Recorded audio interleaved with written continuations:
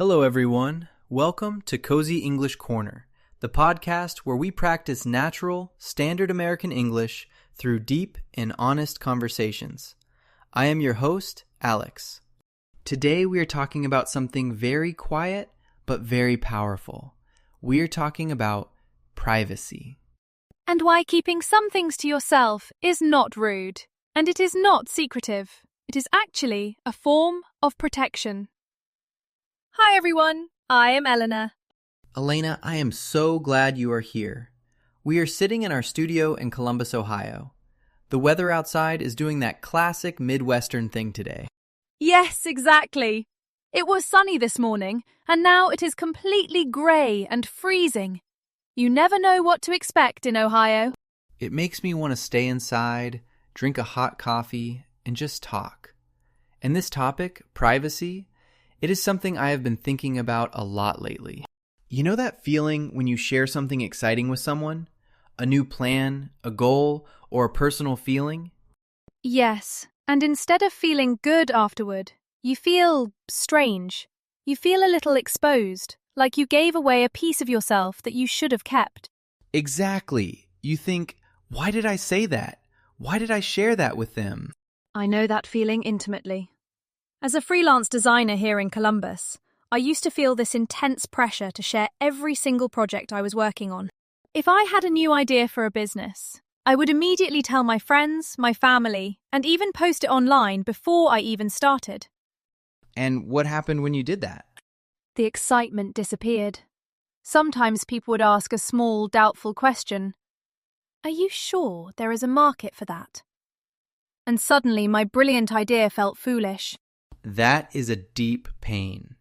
It is not just about someone stealing your idea.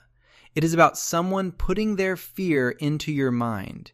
Yes, their reality and their doubts became my reality before I even tried to build the thing. There is actually a fascinating scientific reason for why we feel empty after sharing our goals. Have you ever heard of the psychology of premature praise? No, I have not. What does that mean? Researchers at New York University found that when you tell someone your goal and they acknowledge it, your brain releases dopamine. Dopamine is the chemical that makes you feel good. Your brain gets tricked into feeling like you have already achieved the goal just by talking about it. That makes so much sense. Because after I told everyone my plans, I lost the motivation to actually do the hard work. Exactly. You already received the reward, the validation from other people. So your brain says, why work hard now? We already got the applause. That is terrifying. It means oversharing is not just a social mistake. It can actively destroy your future success. And that brings us to the core problem. Why do we do it? Why do we share things we should protect? I think part of it is loneliness. Even surrounded by people, we want to feel seen. We share personal stories because we are begging for connection. Yes, if I share my struggles with you, I hope you will say, me too. But often, that is not what happens. Often, they just listen, judge you silently, or worse, they use that information later to make you feel small. It is a deep insecurity. We want validation so much that we hand our power over to people who have not earned the right to hold it. That is a powerful sentence, Alex. People who have not earned the right to hold it. How do we know who has earned that right? It takes time. Trust is a very slow process. You test the water. You share a very small thing and you watch what they do with it. If they gossip about someone else to you, they will definitely gossip about you to someone else. Exactly. But keeping quiet is hard, especially where we live. The culture here in the American Midwest is very friendly, sometimes too friendly. Oh, absolutely. You go to a coffee shop near the Ohio State campus, and the person behind you in line asks about your entire life plan. People mean well. They want to connect. But when someone asks a highly personal question, like, how much money do you make? Or, why are you still single? You feel trapped. Yes, you do not want to be rude, but you also do not want to answer.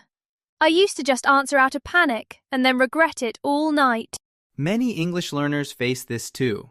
They worry that if they do not answer, they will sound impolite or cold in a new language. But there is a strategy. We call it the warm redirect. You answer with a smile, give a very vague response, and immediately change the subject. Can you give an example of how that sounds in standard English? Certainly.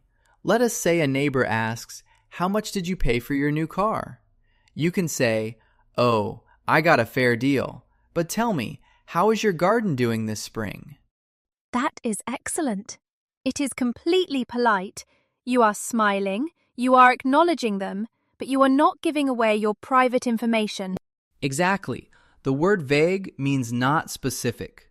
When you are vague but warm, people do not feel rejected. They just follow the new topic. I have another phrase I use now when people ask about my business plans. I say, I am still figuring things out. When I have something solid, I will definitely share. That is perfect. Solid means firm and certain. It shows you are working on it, but it protects the fragile dream from their opinions. And if they push further, I just say, I am keeping that close to my chest for now. It is a great English idiom. Yes, keeping something close to your chest comes from playing cards. You hold your cards near your body so no one else can see your strategy. That visual makes so much sense. You are protecting your hand. Because what people do not know, they cannot ruin. That is the core message of this episode. What people do not know, they cannot ruin. Your plans, your relationships, your finances. Keep them close. But Alex, some people might listen to this and think, so I should never trust anyone?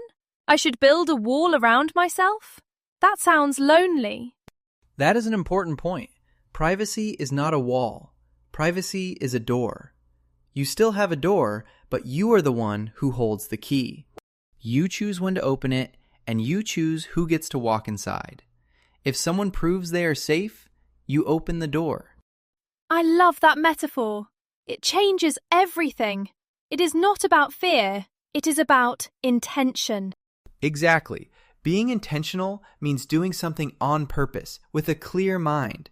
The most successful people I know in Columbus are actually the most private. I have noticed that too. They do not announce what they are going to do. They just do it. They execute the plan quietly. Yes, the word execute here means to carry out a plan, to do the work. They execute in silence. The results make all the noise. And when a private person finally does speak or share something, you listen. Their words have weight. Their words have significance. Because they filtered it. If you share every single thought you have online, nothing you say is special anymore. Privacy creates significance. This makes me think about my own life. There are chapters of my past that I used to tell everyone, just to be entertaining. Now, I realize that not every chapter of my life needs an audience. Some stories are just for me. That is profound, Elena. Not every chapter needs an audience. That is true power. To sit alone with your story and feel that it is enough. All right, let us move to our word tour. We discussed some excellent vocabulary today for our intermediate learners. First, we have vulnerable. It means exposed to being hurt, either physically or emotionally. Sharing early makes your ideas vulnerable. Next is intentional. Doing things on purpose, not by accident. Be intentional with who gets to see your emotions. Then, redirect. This means to guide a conversation somewhere else. A warm redirect protects your privacy without causing offense. We also used execute, to take action and complete a task. The phrase was, execute in silence. And finally, vague. Not clearly expressed. Giving a vague answer is a useful tool when you feel cornered by questions. Excellent summary. Elena, before we finish, what is one piece of advice you would give to someone who struggles with oversharing? I would say, practice the pause. When you feel that sudden excitement to tell someone your news, wait 24 hours. Just sit with it. If you still want to share it tomorrow, share it. But usually, that 24 hours gives you the clarity to keep it safe. Practice the pause. I will be using that myself. Thank you for bringing your perspective to the corner today, Elena. Thank you for having me, Alex. It was a wonderful conversation. To all our listeners, thank you for joining us in Columbus today. Remember, your life is yours. You do not owe your story to everyone who asks. Stay intentional, practice your English, and we will see you in the next episode of Cozy English Corner. Take care, everyone.